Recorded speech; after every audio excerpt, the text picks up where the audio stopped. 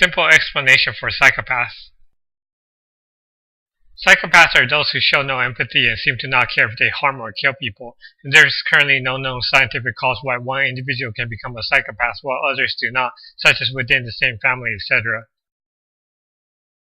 There might be confusion because people expect everyone to be born equal with similar faculties, hence raising questions why some people would develop empathy, conscience, etc., while others do not. As discussed in other videos, assuming the existence of reincarnation can explain why people will be born differently with differing levels of empathy, conscience, psychopathy, etc.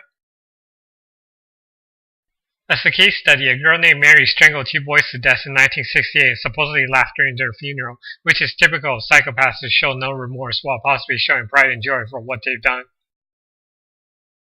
Compared to the average human being, it's hard to comprehend how some people can be so heartless and cruel, but psychopaths should make more sense if you picture the soul of a predatory animal inside the body of a human being.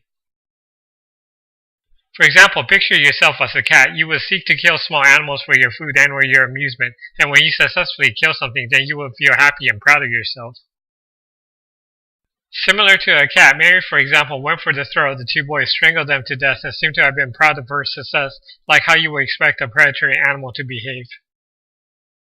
And as explained in other videos, this is happening because of the speed of reincarnation, where there are way too many human births compared to human deaths, which means souls of varying quality are being drawn into the human population, including those with predatory instincts. Meaning the angelic design of reincarnation is being stretched thin due to too many human births, and as a side effect of the resulting problems, we can see evidence of the existence of reincarnation as a result, such as from the animalistic behavior of people like psychopaths. Relative to their day-to-day experience, how do psychopaths think? What drives them to kill? Can we glimpse into their mind if we know what's causing their psychopathy? As discussed in other videos, during the death of one life and the reincarnation into the next life, your memories are erased, but your habits and reflexes remain intact, which then defines your personality and disposition for your next incarnation. As a result, animalistic people, especially former predators, will be prone to fantasizing about hurting and killing people, meaning beyond wanting to hurt people due to being angry at them. Psychopaths will fantasize about hurting people for fun and curiosity due to the residual instincts within their soul. Meaning they will be instinctively curious about death, butchery, and the dissection of animals and living beings, hence why the history of psychopaths would typically include abusing animals during their youth. Animal abuse will be the manifestation of their lack of empathy, where they don't think about the pain and suffering they can cause to the fluffy, cute animals and will instead be more curious about what it's like to kill them and explore their insides. And the killer instinct is prevalent beyond psychopaths. For example, consider how young boys will often pretend killing each other, and they don't practice showing sorrow and loss while imagining their friends dead. Instead, they practice their hunting skills like how young predatory animals would. Because of the fear of trouble, such as the fear of getting caught, getting arrested, getting jailed, executed, etc., which is described as the conscience in another video, most people learn to refrain from harming or killing fellow human beings. As such, those who fantasize about killing and torturing others will have to be pushed by very strong urges to do so, especially if they can convince themselves they can get away with their actions, perhaps in part explaining why most serial killers are men due to a lack of physical weakness that might otherwise cause hesitation. In addition, female hormones like estrogen are part of the angelic design of life to teach women about empathy and emotions, as explained in other videos, such as to chemically transition souls away from animalistic behavior and toward human-like behavior. Having female hormones like estrogen compared to the male testosterone will mean you will have weaker muscles and physical strength as a result, like a stepping stone for animals to try on a human body prior to gaining full strength, aggression, etc. as men. And being physically weaker will compel you to seek peace and use words and the mind to solve problems, hence transitioning souls from animals with limited speech and heavy reliance on physical force toward human beings who can solve problems using words alone, without resorting to any physical violence. Meaning souls who reincarnate as human men should ideally be qualified enough to make testosterone a good thing, so testosterone can build strong muscles that are used for good deeds while the mind be disciplined enough to not exhibit aggression and other animalistic behavior. But when predatory souls reincarnate directly as men, such as due to too many human births and a lack of qualified souls, where male bodies will lack hormonal constraint, many can end up as murderers, which then begs the question, why does angelic design reincarnation include predators? Predators exist because your soul will eventually be curious about what people's insides look like, so while you are reincarnating as animals in the wild and away from human civilizations, you can practice killing animals until you grow sick of it. And learn how physical force, even as a predator, can lead to pain and suffering for yourself, such as through injuries, therefore compelling you to seek other ways in life and ideally gain an appreciation for living creatures instead, especially if you can figure out that your happiness in life is dependent on the company of other living beings. In addition, you learn about pain, suffering, and death, and it's necessary for you to vicariously recognize pain and suffering in other people in order for you to care, gain empathy, learn to hate evil, etc. And when former predators reincarnate directly as human children, they wouldn't know to hide and or control their urges and might openly abuse animals as a result. Since children aren't driven by sexual desires, younger psychopaths will be more generally curious about blood, death, and the construction and destruction of bodies, hence will harm animals as a result to satisfy their instinctual curiosity. And animals are smaller and weaker than children, therefore making good victims to them, especially because of their childish inexperience with the police, consequences, etc.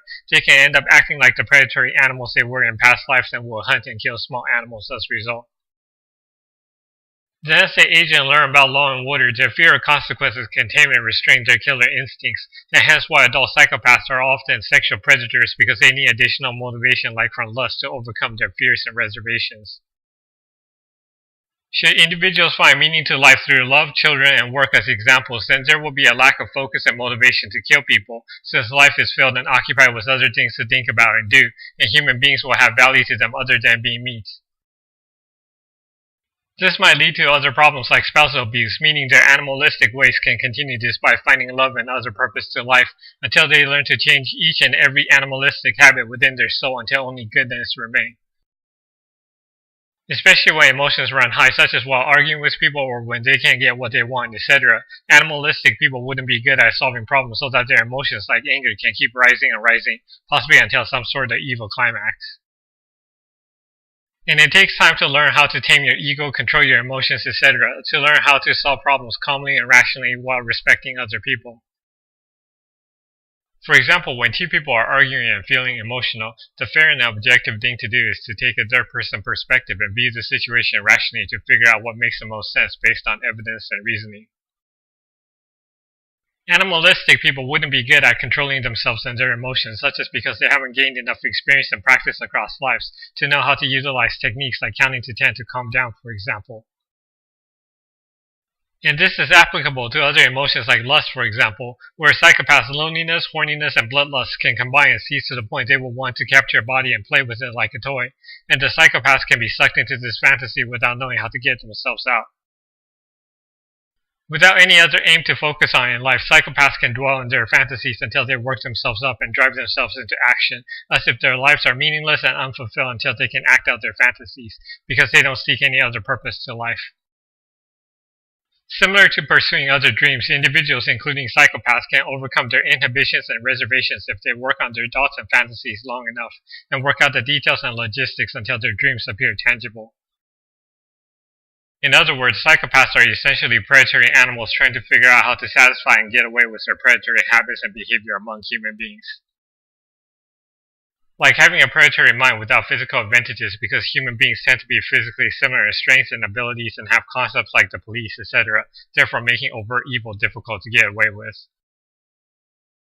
Meaning predatory animals in the wild and psychopaths alike aren't inclined to do things that can lead themselves to harm, trouble, death, etc. And please note, for souls who were predatory animals in former lives, there was nothing wrong with killing, and it was a matter of survival and reward for them to kill, to then be suddenly thrusted into the present life where killing is evil and wrong among human beings.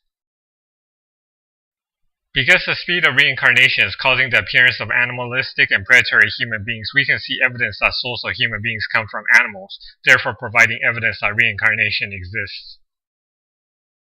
And should the mechanisms of reincarnation become obvious and exposed, hopefully we can see and understand what causes problems and do what we can to avoid and fix the problems, such as by not having so many children. And modern people produce children like it's the meaning of life and what you're supposed to do, such as in disregard to the string of negative impacts human overpopulation is having on the planet, and then on the process of reincarnation. As a result, psychopaths are born among humankind like predatory animals minus their teeth and claws, therefore forcing them to seek alternative ways to continue to chase after prey, or find other things to do with life like find love, work, drugs, etc. to tame and change them into civilized people. Please note other works by glowingguy.com describes how life was designed with the intention to evolve souls into angels. Please explore these other works in order to understand and appreciate the overall elegance and intelligence to the design of life. Hopefully from the explanations from this video and my other videos you can see how the pieces of life fit together and make sense out of life for you as a result, including where psychopaths fit into the big picture and why they should exist. Thanks for watching.